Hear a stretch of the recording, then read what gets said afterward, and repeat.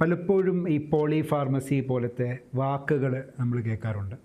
ഈ പോളിഫാർമസി എന്ന് പറയുന്നത് ശരിക്കും ഒരു സാധാരണക്കാരനൊന്നും നിലയിൽ ഒരുപാട് മെഡിക്കേഷൻ എടുക്കുമ്പം എന്തെങ്കിലും ശ്രദ്ധിക്കാനുള്ളതുണ്ടോ, അല്ലെങ്കിൽ അത് എന്താണ് സംഗതി പോളിഫാർമസി? പോളിഫാർമസി എന്ന് നമ്മൾ പറയുമ്പം ജനറലി പറയുന്നത് ഇപ്പം 1 or 2 മെഡിക്കേഷൻസ് മോർ വന്നാൽ തന്നെ അതിന് കോൺട്രാ ഇൻഡിക്കേഷൻസ് ഉണ്ടാകുന്നതിൻ്റെ ഫലമായിട്ടാണ് നമ്മൾ ശരിക്കും ആക്യുറേറ്റ് ആയിട്ടുള്ള മെഡിസിൻ എടുക്കുക എന്നുള്ളതിലേക്കാണ് ഈ പോളിഫാർമസി എന്നുകൊണ്ട് ഉദ്ദേശിക്കുന്നത്. എന്തായാലും നമുക്കറിയാം, ഒരു ഏജ് കഴിയുമ്പം പല ഫിസിക്കൽ ആയിട്ടുള്ള ഇഷ്യൂസ് അല്ലെങ്കിൽ മെഡിക്കൽ റിക്വയർമെൻറ്റ്സിലേക്ക് നമ്മൾ വരുമ്പം അവിടെ നമ്മൾ മെഡിക്കേഷൻ എടുക്കേണ്ടതായിട്ട് വരും നമ്മുടെ ബോഡിയുടെ ഇക്വിലിബ്രിയം മെയിൻറ്റെയിൻ ചെയ്യാനായിട്ട്. പക്ഷേ അത് അപ്രോപ്രിയേറ്റ് ആണോ എന്ന് ആരും ശ്രദ്ധിക്കാറില്ല. അല്ലെങ്കിൽ അഡിക്വേറ്റ് ആണോ നമ്മൾ എടുക്കുന്നതെന്ന് ശ്രദ്ധിക്കാറില്ല. ഇത് കുറവായാലും പ്രശ്നമാണ്, കൂടിപ്പോയാലും പ്രശ്നമാണ്. അപ്പോൾ ഇത് രണ്ടും നമ്മുടെ ബോഡിക്ക് ആവശ്യമുള്ളതാണോ നമ്മൾ എടുക്കുന്നതെന്നുള്ളത് മനസ്സിലാക്കാതെ മെഡിസിൻ എടുക്കുമ്പോൾ അതിനെ പോളിഫാർമസി ആയിട്ട് നമുക്ക് കാണാം. ഇപ്പം എന്നാണ് എനിക്ക് മനസ്സിലായിരിക്കുന്നത്. ഇപ്പം ഞാൻ പറയുകയാണെങ്കിൽ, ഇപ്പം കാലിനൊരു വേദനയുണ്ട്. കാല് വേദന അത് മസിൽ പെയിൻ കൊണ്ടാവാം, അല്ലെ ഓർത്തോ റിലേറ്റഡ് ആവാം.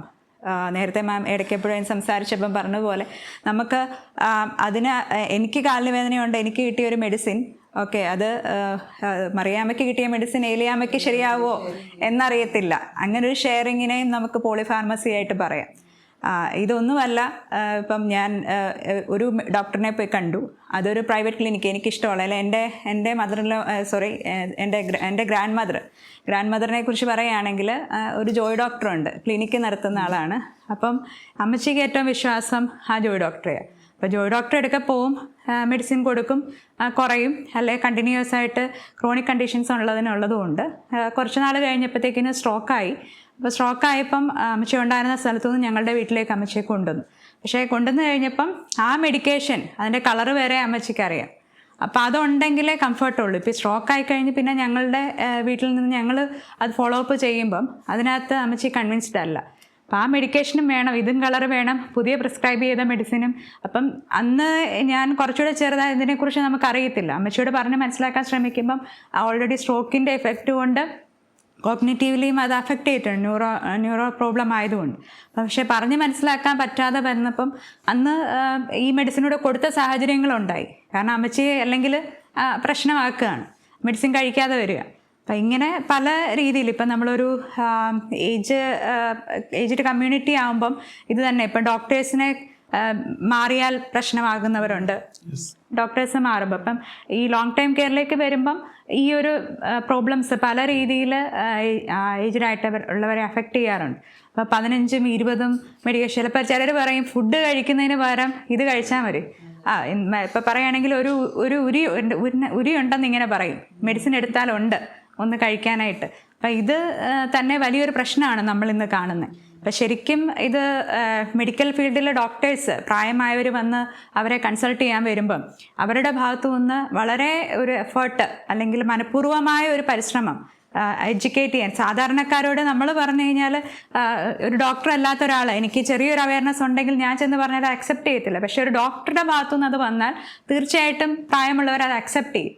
അപ്പം ഒരു മെഡിക്കലി അത് പ്രാക്ടീസ് ചെയ്യുന്ന ആൾക്കാർ ഇതിൽ കുറച്ചുകൂടെ ശ്രദ്ധ കൊടുത്താൽ ഒരു പരിധിവരെ ഏജ്ഡായിട്ടുള്ള ആൾക്കാരെ ആരോഗ്യത്തിന് അല്ലെങ്കിൽ ഹെൽത്തി ഏജിങ് ഹെൽപ്പ് ചെയ്യാൻ പറ്റുന്ന രീതിയിലേക്ക് മെഡിസിനെ കൺട്രോൾ ചെയ്യാൻ പറ്റുമെന്ന് എനിക്കൊരു അഭിപ്രായം. അപ്പം തന്നെ പലപ്പോഴും ഈ മെഡിസിൻസ് എടുക്കുന്നത്, ഇവരെന്തുമാത്രം മെഡിസിൻസ് എടുക്കുന്നുണ്ട് എന്നുള്ളത് ഡോക്ടർമാർ അറിയുന്നില്ല എന്ന് പറയാറുണ്ട്. പലപ്പോഴും ഈ ഓൺഗോയിങ് മെഡിക്കേഷൻസ് നിർത്താതെ പുതിയൊരു ഡോക്ടറിനെ പോയി കണ്ടിട്ട് അവർ പറയുന്ന മെഡിക്കേഷനും എടുക്കാറുണ്ട് എന്ന് പറയുന്നു. അതിനെന്തെങ്കിലും ചെയ്യാൻ പറ്റുമോ? ചെയ്യാൻ പറ്റുന്ന കാര്യമേ ഉള്ളൂ. പക്ഷേ അത് ഒരു ഏജ്ഡായിട്ടുള്ള ആൾക്കാർ പോകുമ്പോൾ എസ്പെഷ്യലി നമ്മൾ ഒരു ഡോക്ടേഴ്സിൻ്റെ അടുത്ത് ചെല്ലുമ്പോൾ ഡോക്ടേഴ്സ് ചോദിക്കുന്നതിന് ലിമിറ്റേഷനുണ്ട്. ഇത് തന്നെയാണോ മെഡിസിൻ കഴിക്കുന്നത് എന്ന് ചോദിക്കുന്ന ലിമിറ്റേഷനുണ്ട്. പക്ഷേ നമ്മൾ എഡ്യൂക്കേറ്റ് ചെയ്യുകയാണ് നമുക്ക് ചെയ്യാൻ പറ്റുന്നത്. ഇപ്പോൾ ഒന്നുമില്ലായ്മയിൽ നിന്ന് നമ്മൾ തുടങ്ങുക. അറ്റ്ലീസ്റ്റ് ഇനി വരുന്ന ഒരു ജനറേഷനിലേലും ഇത് കറക്റ്റായിട്ട് വരട്ടെ. ഉത്തരം തീർച്ചയായിട്ടും ഇപ്പം ചെല്ലുന്നയാൾ ഡോക്ടറോട് അത് ഓപ്പണായിട്ട് കമ്മ്യൂണിക്കേറ്റ് ചെയ്യാൻ പറ്റുന്നിടത്താണ് അവിടെ നമുക്ക് അഡ്രസ്സ് ചെയ്യാൻ പറ്റുന്നത്. ഇപ്പം ക്ലിനിക്കൽ ഫാർമക്കോളജിസ്റ്റിനൊക്കെ സർവീസസ് നല്ല ഹോസ്പിറ്റൽസിൽ അവൈലബിൾ ആണ്. അപ്പം അതിലേക്ക് എത്തിപ്പെടാൻ അറിയത്തില്ല ആൾക്കാർക്ക്. അപ്പോൾ അവർ ശരിക്കും ആക്യുറേറ്റ് ആയിട്ടുള്ള മെഡിസിൻ ഇവാലുവേറ്റ് ചെയ്ത് നമുക്ക് കറക്റ്റാക്കി തരും. പക്ഷേ ആ സർവീസ് ആരും അങ്ങനെ അവൈൽ ചെയ്യാറില്ല എന്നുള്ളതാണ് വാസ്തവം. നമ്മൾ ഇപ്പോൾ ഈ പറഞ്ഞ പോലെ ഇപ്പോൾ പോളിഫാർമസി എടുക്കുമ്പോഴും പുതിയ ഗവൺമെൻറ് വന്നു എല്ലായി ഹെൽത്ത് കെയറിലും ഡിഫറൻസ് വരും. ഹെൽത്ത് കെയറിൽ ഡിഫറൻസ് വരുമ്പോൾ ലോങ് ടേം ഫോളോ അപ്പിനുള്ള ഓപ്ഷൻ വരും.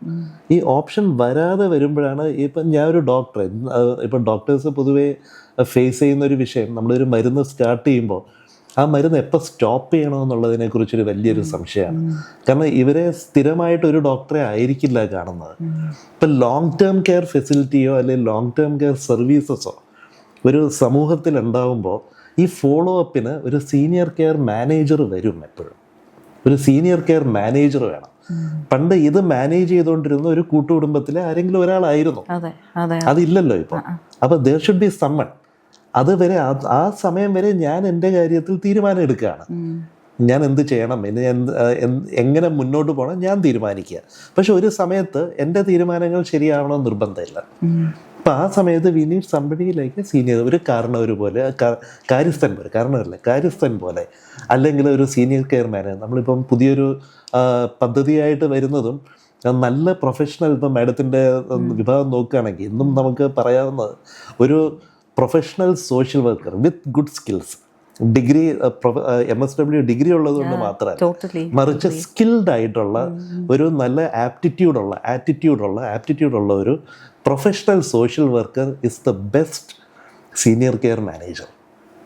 ഒരു പ്രദേശത്ത് ഒരു സീനിയർ കെയർ മാനേജർ ഉണ്ടെങ്കിൽ ആ ആൾക്ക് ഒത്തിരി പേരുടെ കാര്യം നോക്കാം. അവിടെയാണ് നമ്മൾ ഈ പറഞ്ഞ പോളിഫാർമസിയുടെ സൊല്യൂഷൻ കിടക്കുന്ന അവിടെയാണ്. ഡോക്ടറിലല്ല സൊല്യൂഷൻ കിടക്കുന്നത്. കാരണം ഡോക്ടറെ ചിലപ്പോൾ അറിയണമെന്നേ ഇല്ല. കാരണം ഡോക്ടർക്ക് ഇപ്പോൾ സമയം ഉണ്ടാവില്ല. നമ്മളിപ്പോൾ PHCയിൽ വരുമ്പോഴേ മാഡം എത്ര 100 പേര് ലൈനിൽ നിൽക്കുന്ന ഇടയ്ക്ക് ഡോക്ടർക്ക് ഒരു മിനിറ്റ് കിട്ടും. ആ മിനിറ്റിൽ പോളിഫാർമസി പോയിട്ട് എന്തൊക്കെ വേറെ എന്ത് അസുഖമാണെന്ന് ചോദിക്കാനുള്ള സമയം പോലും ഇല്ല. അതൊരു ഡോക്ടറുടെ ഉത്തരവാദിത്വക്കുറവല്ല, സിസ്റ്റം അങ്ങനെയാണ്. പക്ഷെ സീനിയേഴ്സിന് വേണ്ടി ഒരു പ്രോട്ടോകോൾ ഉണ്ടെങ്കിൽ അത് പോളിസി മേക്കിങ്ങിൽ സാർ പറഞ്ഞ പോലെ, ഈ പറഞ്ഞ പോലെ ഫ്രണ്ട്ലി ഏജിങ് എന്നുള്ള ആ ഒരു പോളിസിയിൽ ഇതുപോലത്തെ കുറെ കാര്യങ്ങൾ ഒരു സമൂഹം ഫ്രണ്ട്ലി ആവുന്നത് അവര് പോളിഫാർമസിയുടെ വെച്ച് നോക്കുകയാണെങ്കിൽ എൻ്റെ ലൊക്കാലിറ്റിയിൽ, എൻ്റെ വാർഡിൽ അവിടെ പോളിഫാർമസി ഉണ്ടോ ഇല്ലയോ എന്ന് നോക്കാൻ, ഉണ്ടാവാൻ സാധ്യതയുണ്ടോ എന്ന് നോക്കാനുള്ളതും ഈ ഐകോപ്പ് ഞാൻ നേരത്തെ പറഞ്ഞ ഇവാലുവേഷന്റെ ഭാഗമാണ്. സാറ് പറഞ്ഞു തരുന്നത് വെച്ചാൽ ഈ ആദ്യം പറഞ്ഞ പോലെ തന്നെ വയോസൗഹൃദത്തിന് എല്ലാ ഡിപ്പാർട്ട്മെൻറ്റും വേണമെന്ന് പറഞ്ഞ പോലെ ഈ ടേക്ക് കെയർ ചെയ്യുന്ന എല്ലാവരും ഇതിന് ഒരുമിച്ച് പരിശ്രമിച്ചാലേ ഇതിന് ഒരു സൊല്യൂഷൻ ഉള്ളൂ. പിന്നെ ജിറിയാട്രിക്സ് എന്നുള്ള ആ ഒരു വിഭാഗം ഇപ്പം വളരെ സ്ട്രോങ് ആയിട്ട് വരുന്നുണ്ട്. അത് നമ്മൾ പ്രൊമോട്ട് ചെയ്യണം. കാരണം നമ്മൾ ഒരു സമയത്ത് കാർഡിയോളജി എന്ന് പറഞ്ഞൊരു ഡിപ്പാർട്ട്മെൻറ്റ് ഇല്ലായിരുന്നു. എല്ലാവരും കാർഡിയോളജിസ്റ്റ് ആയിരുന്നു. ഹാർട്ടിൻ്റെ കാര്യം നമ്മൾ കൂടുതൽ പഠിച്ചു വരുമ്പോൾ വയോജനങ്ങളുടെ, അതായത് 50-60 വർഷം ജീവിച്ച് കഴിഞ്ഞ ഈ ഭൂമിയിൽ ജീവിച്ച ശരീരത്തിലുണ്ടാവുന്ന വ്യത്യാസങ്ങൾ പഠിച്ച ഡോക്ടർമാരുണ്ട്. ആ ശരീരത്തിലുണ്ടാവുന്ന വ്യത്യാസങ്ങൾ എന്തൊക്കെയാവാം എന്നുള്ള മനസ്സിലാക്കിയ ഡോക്ടർമാരുടെ സേവനം കിട്ടണം. അവിടെ ഒരു കോഗ്നിറ്റീവ് എലിമെന്റും അവിടെ വരുന്നുണ്ട്. ശരീരം മാത്രം വരുന്നില്ല, ശരീരം എല്ലാം മൊത്തത്തിൽ അത് മനസ്സിലാക്കാൻ പറ്റുന്ന, അതാണ് ജിറിയാട്രിക്സ് എന്ന് പറയുന്ന ഡിപ്പാർട്ട്മെന്റ്. അതാണ്. അപ്പൊ ജിറിയാട്രിക്സ് ഡിപ്പാർട്ട്മെന്റ് പ്രൊമോട്ടഡ് ആവണം. ജിറിയാട്രിക് പ്രിൻസിപ്പിൾസ് എല്ലാ ഡോക്ടർമാരും എല്ലാവരും അറിയണം. അവിടെയാണ് അവയർനെസിന്റെ കാര്യം പറയുന്നത്. അല്ലാതെ ജിറിയാട്രീഷ്യൻ മാത്രമല്ല അറിയേണ്ടത്, എല്ലാവരും അറിയണം. അപ്പോൾ ഒരു ആശുപത്രി അല്ലെങ്കിൽ ഹെൽത്ത് സിസ്റ്റം ഏജ് ഫ്രണ്ട്ലി ആവുന്നു. അല്ലെങ്കിൽ എന്ത് പറ്റും, ഒരു 60 അത് പോണ്ടത് ആ ഡോക്ടറെ പോയി കാണണം. ഇറ്റ് ഹാസ് ടു സ്റ്റാർട്ട് ഒരു ഈ പറഞ്ഞ ഒരു ലൈഫ് ലൈനിന്റെ ഒരു ഭാഗമായിട്ട് തന്നെ ആ ഒരു, ഇപ്പൊ നമ്മൾ പറയേണ്ട പോലെ ഇപ്പൊ ഒരു ന്യൂറോ പ്രശ്നമാണെന്നൊരു സംശയം വരുമ്പോൾ അത് ഞാനല്ല നോക്കേണ്ടത്, അത് ആ ഡോക്ടറെ പോയി കാണണം എന്ന് പറയുന്ന റെഫറൻസ് ഉണ്ടാവരുത്. എല്ലാവരും ഇതിനെക്കുറിച്ച് അറിയണം. അപ്പം പോളിഫാർമസി ആക്ച്വലി ഒരു സിസ്റ്റമിക് പ്രശ്നമാണ്. അത് സൂക്ഷിച്ചില്ലെങ്കിൽ പ്രശ്നങ്ങൾ ഒത്തിരി ധാരാളം ഉണ്ട്. അവയർനെസ്സിൻ്റെ എലിമെൻസും ഉണ്ട്, പോളിസിയുടെ എലിമെൻസും ഉണ്ട്, രണ്ടും. ഇപ്പം സെറമാമിനോട് പോകുന്നതിന് മുമ്പ് ഫിനീസോനോട് നമ്മൾ പലപ്പോഴും അഡ്വാൻസ്ഡ് ഡിറക്റ്റീവ് അല്ലെങ്കിൽ ലിവിങ് വില്ലിനെ കുറിച്ചൊക്കെ പറയാറുണ്ട്. പ്രത്യേകിച്ച് വെസ്റ്റേൺ വേൾഡിൽ ഇത് വളരെ കോമൺ ആണ് എന്നാണ് അറിയപ്പെടുന്നത്. അങ്ങനെയാണെങ്കിൽ ഇതിൻ്റെ ആവശ്യം നമ്മുടെ നാട്ടിലുണ്ടോ? അതിൻ്റെ കൂട്ടത്തിൽ തന്നെ നമ്മുടെ നാട്ടിലൊക്കെ കാണുന്ന ഒരു പ്രത്യേകത, ഒരാൾ ഒരു ക്യാൻസർ ഡയഗ്നോസിസ് കിട്ടിക്കഴിഞ്ഞാൽ പലപ്പോഴും അവരുടെ ഫാമിലിയാണ് ആദ്യം അറിയുന്നത്.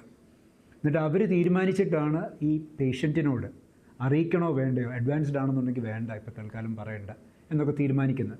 അപ്പോൾ അതിലെ ആ എത്തിക്സിലെ ഒരു കോൺട്രഡിക്ഷൻ ഉണ്ടോ? അതിനൊരു ഐഡിയൽ റെസ്പോൺസ് നമ്മൾ ആദ്യം പേഷ്യൻറ്റിനോട് പറയുന്നതാണോ നല്ലത്, നമ്മുടെ നാട്ടിലെ ഒരു കോണ്ടെക്സ്റ്റ് വെച്ചിട്ട് നമ്മുടെ ഫാമിലി മെമ്പേഴ്സിനെ അറിയിക്കുന്നതാണോ നല്ലത്? ഇപ്പോൾ അഡ്വാൻസ് ഡയറക്റ്റീവും അതുപോലെ തന്നെ ഈ ഡയഗ്നോസിസിൻ്റെ കാര്യം കൂടെ ഒന്ന് സംസാരിക്കാം. ശരിക്കും ഞങ്ങൾ ഫേസ് ചെയ്യുന്ന വലിയ ഡിഫിക്കൽറ്റി ഉള്ളൊരു മേഖല തന്നെയാണ് ഇത്. കാരണം നമ്മൾ ബാക്കിയെല്ലാം ഒരു അഡ്മിഷൻ വരുമ്പോഴത്തേക്കിനും ബാക്കി എല്ലാ കോളംസും ഫില്ല് ചെയ്ത് പോകാൻ ഈസി ആണെങ്കിലും അഡ്വാൻസ് ഡയറക്റ്റീവോ ലിവിങ് ബില്ലോ വരുമ്പോഴത്തേക്കിന് അവിടെ നമ്മൾ സ്റ്റക്ക് ആകാറുണ്ട്. സ്റ്റക്ക് ആകുന്നതിൻ്റെ റീസൺ നമ്മുടെ സൊസൈറ്റി അത് അക്സെപ്റ്റ് ആയി തുടങ്ങിയിട്ടില്ല. ഞാനിപ്പോൾ ജീവിക്കാനാണ് വന്നത്, മരിക്കാനല്ല വന്നത് എന്നതാണ് ആദ്യത്തെ ആൻസർ അവർ പറയുന്നത്. എന്നാൽ നല്ലതായിട്ട് ഒരു എഡ്യൂക്കേറ്റഡ് സൊസൈറ്റി ആയതുകൊണ്ട് തന്നെ what happen after my death, എൻ്റെ ഡെത്തിന് ശേഷം എന്ത് സംഭവിക്കും, എന്നെ എവിടെ അടക്കപ്പെടണം, അല്ലെ എന്തൊക്കെ ട്രീറ്റ്മെൻറ്റ്സ് എനിക്ക് പോകാം, ഏത് അറ്റം വരെ എനിക്ക് ചെയ്യണ്ട എന്നുള്ള തീരുമാനമൊക്കെ എടുക്കാനുള്ള റൈറ്റ്സും കൂടെ നമ്മൾ കൊടുത്ത് ചെയ്യുമ്പോൾ അത് പൂർണ്ണമായിട്ട് തന്നെ അതിൻ്റെ ഒരു പോസിബിലിറ്റി ഞാൻ കാണുന്നുണ്ട്. അതുപോലെ തന്നെ ലിവിങ് വില്ല് നമുക്കറിയാം, പിന്നീട് ഇപ്പോൾ ജീവിച്ചിരിക്കുമ്പോൾ തന്നെ എഴുതി വെച്ചിട്ടുണ്ടെങ്കിൽ പല കാര്യങ്ങളും ചേഞ്ചസ് വരുത്തുന്നുണ്ട്. ഈ കൺസെൻസ് കൊടുക്കുന്ന പോലെ 6 months കൂടുമ്പോൾ റിന്യൂ ചെയ്യണം. ഹോസ്പിറ്റൽസിലാണെങ്കിലും ഓരോ അഡ്മിഷൻസിലും അത് ഞങ്ങൾ റിന്യൂ ചെയ്യണം.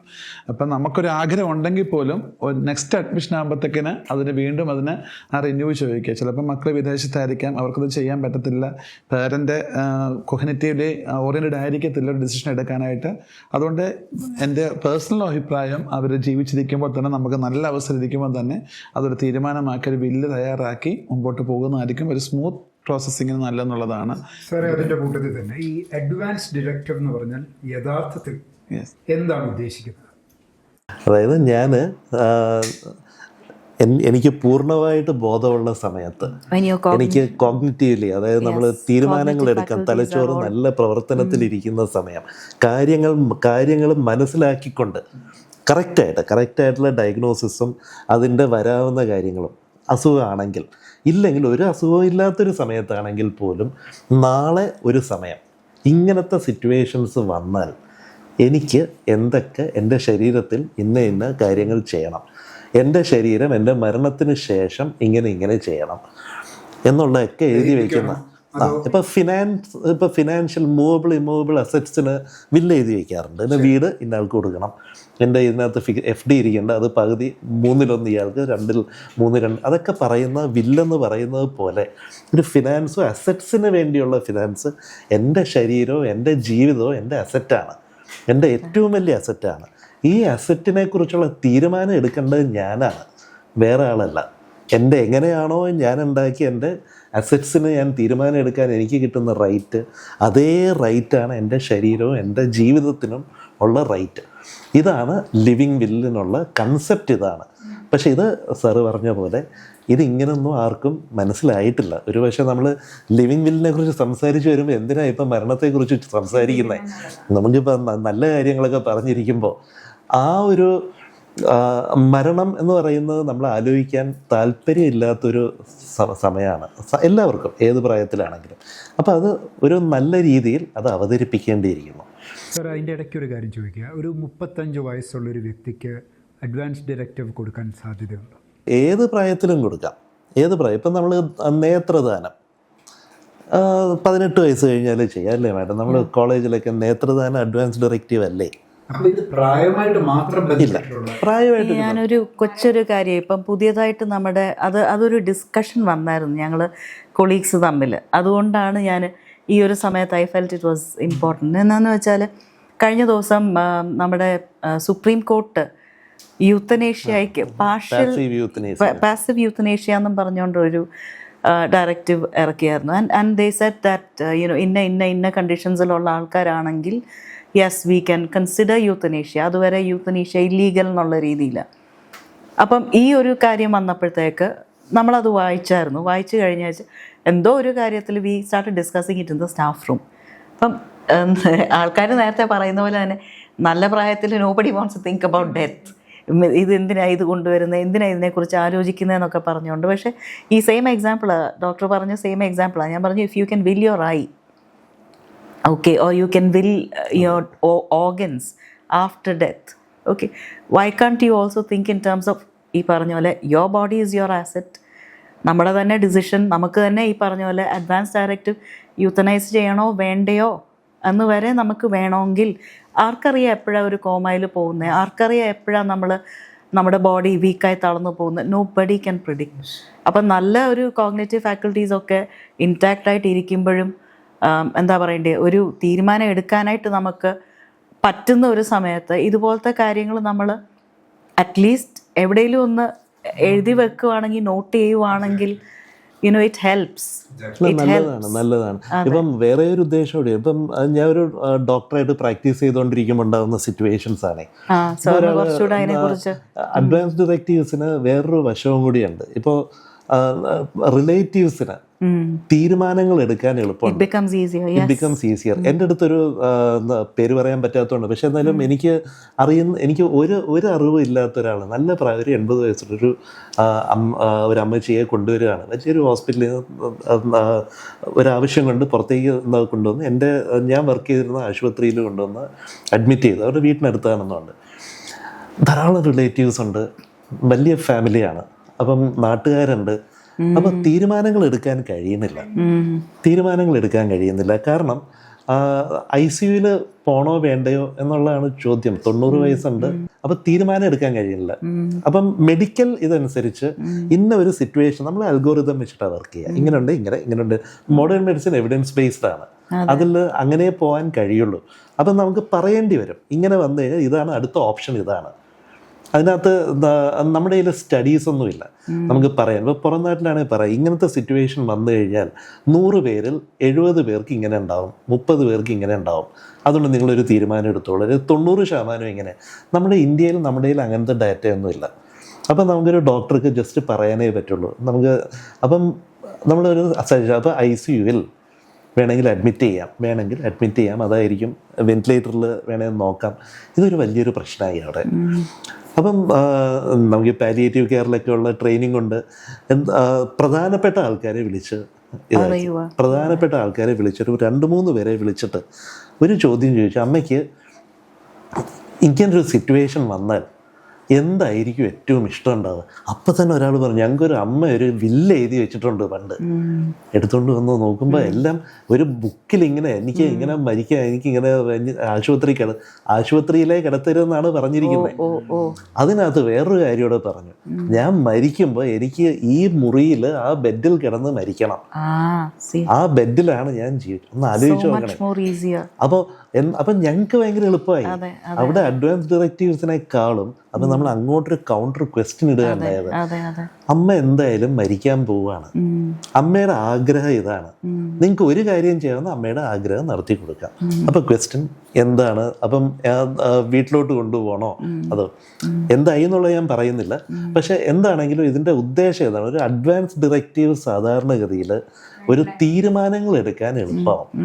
ഇന്നും നിയമപരമായിട്ട് അഡ്വാൻസ് ഡിറക്റ്റീവിൻ്റെ ബേസിൽ തീരുമാനം എടുക്കാൻ ഡോക്ടർക്കോ ആശുപത്രിക്കോ പറ്റില്ല. TLCക്കോ ഒരു ലോങ് ടേം കെയറിനോ തീരുമാനം എടുക്കാൻ കഴിയില്ല. Advance directives help. നമുക്ക് പറയാൻ അമ്മയുടെ ആഗ്രഹം ഇതായിരുന്നു, അമ്മയ്ക്ക് ഇപ്പം ബോധം അല്ലെ അച്ഛനിപ്പം ബോധം ഉണ്ടായിരുന്നുവെങ്കിൽ ചോദിച്ചാൽ ഇതായിരിക്കും പറയുക. അതുകൊണ്ട് നമുക്ക് അതൊന്ന് ചെയ്തു കൊടുത്തൂടെ എന്ന് വേണമെങ്കിൽ, എത്തിക്കലാണെങ്കിൽ. അല്ല, ഒരു കറക്റ്റ് ചെയ്യാവുന്നൊരു സിറ്റുവേഷൻ ഉണ്ടെങ്കിൽ അഡ്വാൻസ് ഡിറക്റ്റീവ് അങ്ങനെയൊക്കെ ആണെങ്കിൽ പോലും നമ്മൾ ചെയ്യണം. അഡ്വാൻസ് ഡിറക്റ്റീവ് വരുന്നത് ഇനി മുന്നോട്ടേക്ക്, അതാണ് ഇതിനകത്തൊരു ഗ്രേ ഏരിയ കിടക്കുന്നത്. അതുകൊണ്ടാണ് അത് മുന്നോട്ടേക്ക് ചികിത്സ കൊടുത്തിട്ട് കാര്യമില്ല, അല്ലെങ്കിൽ ഒരു സ്റ്റാറ്റിസ്റ്റിക്കലി ആണെങ്കിലും ഇർറിപ്പയറബിൾ അല്ലെങ്കിൽ തിരിച്ചു വരാൻ പറ്റാത്ത കണ്ടീഷനിലാണെങ്കിൽ എന്നുള്ളതിന് മാത്രമേ ഈ അഡ്വാൻസ് ഡിറക്റ്റീവ്സിന് അത്രയും വലിയൊരു റോള് ഇപ്പോഴും ഉള്ളൂ. ഇപ്പോൾ ഒരാൾ പറയാം, അല്ലെങ്കിൽ യൂത്തനേസിയയ്ക്ക് ഇക്വലൻ്റ് ആവും. അപ്പം അഡ്വാൻസ് ഡിറക്റ്റീവ്സിന് കുറേ ലിമിറ്റേഷൻസ് ഉണ്ട്. പക്ഷേ അഡ്വാൻസ് ഡിറക്റ്റീവ്സ് ഇന്നത്തെ സിറ്റുവേഷനിൽ നമുക്കൊരു വലിയ ടൂളാണ്. ഒന്നുമില്ലെങ്കിൽ ആൾക്കാർക്ക് അതിനെക്കുറിച്ച് ചിന്തിക്കാനുള്ളൊരു സ്റ്റാർട്ടിംഗ് പോയിന്റാണ്. Decision making is easier. ഈ നമ്മൾ ഈ പറഞ്ഞ പോലെ എഴുതി വെക്കുമ്പോഴും ഈ വെസ്റ്റേൺ കൺട്രീസിൽ ജീവിച്ച കുട്ടികളെ സംബന്ധിച്ച് അവർ കണ്ട പാലിയേറ്റീവ് കെയറും കേരളത്തിലെ പാലിയേറ്റീവ് കെയറും എൻ്റെ ഡിഫറെൻ്റ് ആണ്. അപ്പോൾ അവർ പാലിയേറ്റീവ് കെയർ മോർഫിൻ കൊടുക്കുന്നു, ഡേ ബൈ ഡേ ഡൗണായി ഇനി അവർക്ക് വളരെ പെയിൻലെസ് ആയിട്ട് അവർ മരണത്തിലേക്ക് കടന്നു പോകുന്നു. ആ സിറ്റുവേഷനുണ്ട്. നമ്മൾക്ക് അവിടെ ഈവൻ ഇൻസ്റ്റിറ്റ്യൂഷനിലാണെങ്കിലും നമുക്ക് അങ്ങനെയുള്ള റൈറ്റ്സ് നമുക്ക് കിട്ടാറില്ല. അതോടൊപ്പം അറ്റ് ദ സെയിം ടൈം തന്നെ സാറ് പറഞ്ഞാൽ തിരിച്ച് വരാൻ റിക്കവറി ഇല്ലാത്തൊരു സ്റ്റേജിൽ, ഇപ്പോൾ എൻ്റെ എക്സ്പീരിയൻസിൽ പറഞ്ഞാൽ ഒരു പക്ഷേങ്കിൽ 2 hourly ഫീഡാണ് ഞങ്ങൾ കൊടുക്കുന്നത്. ഫാമിലി റിക്വസ്റ്റ് ചെയ്യുകയാണ് അത് 4th hour കൊടുത്താൽ മതി. അവിടെ പിന്നെ ഒരു ഇമോഷണലി ഈവൻ ചിലപ്പോൾ ആ അമ്മയെ എന്നും കണ്ണോട്ടുന്നത് ഞങ്ങളാണ്. മക്കളെ വിദേശത്താകാം, അവരൊരു പക്ഷേ അമ്മ മരണത്തിലേക്ക് പൊക്കോട്ടെ എന്നുള്ള ആഗ്രഹത്തോടെ ആയിരിക്കാം ഈ ഫീഡിൻ്റെ ഫ്രീക്വൻസി കുറയ്ക്കുന്നത്. പക്ഷേ നമ്മളെ സംബന്ധിച്ച് സ്കിൻ ബ്രേക്ക് പോകുന്നു, അടുത്ത കാര്യങ്ങളിലേക്ക് പോകുന്നു, ആൾ ആപ്പിറ്റേറ്റ് ആകുന്നുണ്ടോ, ഇൻറ്റേർണലി ആൾ സ്ട്രഗിൾ ചെയ്യുന്നുണ്ടോ, ഇതൊന്നും ഇല്ലെങ്കിലും ഒരു കൺഫ്യൂഷനുണ്ട്. ഈ ഇമോഷണൽ കോൺഫ്ലിക്ട്സ് പലപ്പോഴും പല കാര്യങ്ങളിൽ നിന്ന് നമ്മളെ പുറകോട്ട് വിളിക്കാറുണ്ട്. അതുകൊണ്ട് തന്നെയാണ് പലപ്പോഴും എല്ലാവരും പറയുമ്പോൾ വലിയ ബിസിനസ്സാണെന്നൊക്കെ പറയുമ്പോൾ തന്നെ മനസ്സിൻ്റെ ഉള്ളിൽ അറിയാം ഇമോഷണലി ഒത്തിരി പെയിൻ എടുത്താണ് ഓരോ ദിവസവും നമ്മൾ ഈ ഒരു ഡേ കഴിച്ചു വിടുന്നത്. ഓരോ ഡിസിഷൻസിനും ചിലപ്പോൾ മക്കളുടെ സ്ഥാനത്താണ് നമ്മളെ എടുക്കുന്നത്, അവരിത് കാണുന്നില്ല. അപ്പോൾ ആ ഒരു പെയിൻ എന്ന് പറയുന്നത് നമ്മളെടുത്തിട്ട് നമ്മൾ അവർക്ക് വേണ്ടി വാദിക്കുവാണ്, ഈ പേരൻറ്റിന് വേണ്ടി വാദിക്കണില്ല, ഞങ്ങൾ 2 hour തന്നെ കൊടുക്കും.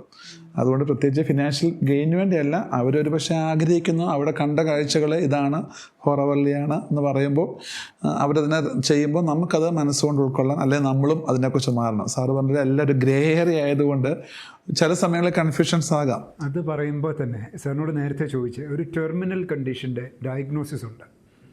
അത് ആദ്യം പേഷ്യൻറ്റിനെ ആണോ അറിയിക്കുന്നത്, അതോ കെയർ ടേക്കേഴ്സ് ഫാമിലിയാണോ അറിയിക്കുന്നത്? അതിന് ഒരു പ്രോട്ടോക്കോൾ ഉണ്ടോ? ഏതാണ് ഐഡിയൽ? ഞാനിപ്പോൾ ഓർക്കുന്നത് എനിക്കൊന്ന് ശ്രീവിദ്യയാന്ന് തോന്നുന്നു. ക്യാൻസർ ഡയഗ്നോസ്ഡ് ആയി കഴിഞ്ഞിട്ട് തന്നെ വെളിയിലോട്ട് ആരോടും പറഞ്ഞിട്ടില്ല എന്ന് കേട്ടു.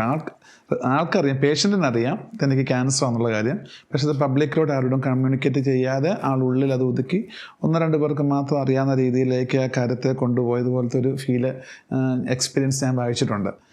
എൻ്റെ പേഴ്സണൽ എക്സ്പീരിയൻസിൽ ആളറിയുകയാണെങ്കിൽ ആളിന് പ്രിപ്പയർഡ് ആവാനായിട്ട് പറ്റും. ഇതിനെക്കുറിച്ചുള്ളൊരു ഡേ ബൈ ഡേ നടക്കുന്ന തൻ്റെ ശരീരത്തിൽ what happen in my body, എൻ്റെ ബോഡിയിലുണ്ടെന്ന ചേഞ്ചസ് ഞാൻ മനസ്സിലാക്കിക്കൊണ്ട് പ്രിപ്പയർഡ് ആവാം. പക്ഷേ at the same time emotional support നല്ലവണ്ണം കൊടുത്ത് ഇറ്റ്സ് നോട്ട് ദ എൻഡ്, ഇനിയും നമുക്ക് ലൈഫുണ്ട്. ഒരു ഡയഗ്നോസ്റ്റ് കഴിഞ്ഞുകൊണ്ട് മാത്രം ഒന്നും ആയിട്ടില്ല. ഇതിന് നമ്മുടെ സിസ്റ്റംസ് മാറിയിട്ടുണ്ട്, മെഡിസിൻസ് നമുക്കുണ്ട്, അതിനെ നല്ലൊരു ലെവലിലേക്ക് കൊണ്ടുപോകാൻ നമുക്ക് പറ്റണം. അതുകൊണ്ട് പേഷ്യൻ്റ് അറിഞ്ഞ് പോയെങ്കിൽ ട്രീറ്റ്മെൻറ്റ് സക്സസ് ആകത്തോളുന്നൊരു വിശ്വാസമുണ്ട്. അത് ആണ്. എന്നാൽ at the same time emotional connections അതുപോലെ തന്നെ ഇമോഷണൽ കണക്ഷനും കെയറും കൊടുക്കണം. ആക്ച്വലി അതൊരു ഡബിൾ എഡ്ജ്ഡ് ഒരു സാധനമാണ്. ഇതിനകത്തൊരു സിസ്റ്റമിക് പ്രശ്നം അവിടെയും കിടക്കുന്നുണ്ട്. ഞാൻ ഈ പ്രശ്നങ്ങളെന്ന് പറയുന്നുണ്ട് വേറെ വിചാരിക്കരുത്. കാരണം ഒരാൾക്ക് ഇപ്പോൾ ഒരു ക്യാൻസർ ഡയഗ്നോസിസ്, നമുക്ക് ആ എക്സാമ്പിൾ തന്നെ ഒന്ന് എടുക്കാം. ഈ ക്യാൻസർ ഡയഗ്നോസിസ് പറയുന്നത് ഇപ്പോൾ എനിക്കാണ് വരുന്നതെന്നുണ്ടെങ്കിൽ എനിക്കെല്ലാം അറിയാം. നാളെ എൻ്റെ അടുത്ത് എൻ്റെ അടുത്തുനിന്ന് മറച്ചു വെച്ചാൽ someday I'm going to get to know. Basic ബുദ്ധിയുള്ള അല്ലെങ്കിൽ ഒന്നുമില്ല, ഒരു 10-20 വർഷം ഭൂമിയിൽ ജീവിച്ച് പരിചയമുള്ള ഒരാൾക്ക് ക്യാൻസറോ അല്ലെങ്കിൽ ഒരു വലിയ അസുഖമാണെന്ന് മനസ്സിലാക്കാൻ വേറെ എക്സ്ട്രാ കഴിവൊന്നും പഠിക്കാൻ പോകേണ്ട കാര്യമൊന്നുമില്ല.